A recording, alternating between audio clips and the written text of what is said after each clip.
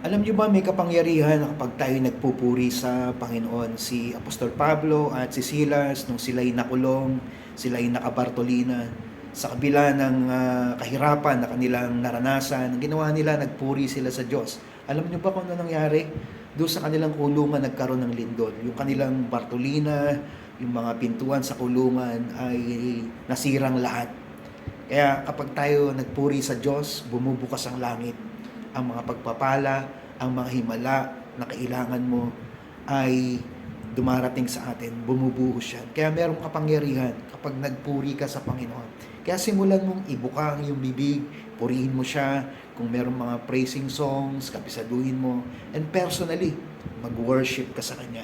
Ang isang worshiper, ang isang tao na sumasamba sa Panginoon ay napupuno ng Kanyang kapangyarihan at umaagos din ang mga pagpapala mula sa langit na kailangan niya.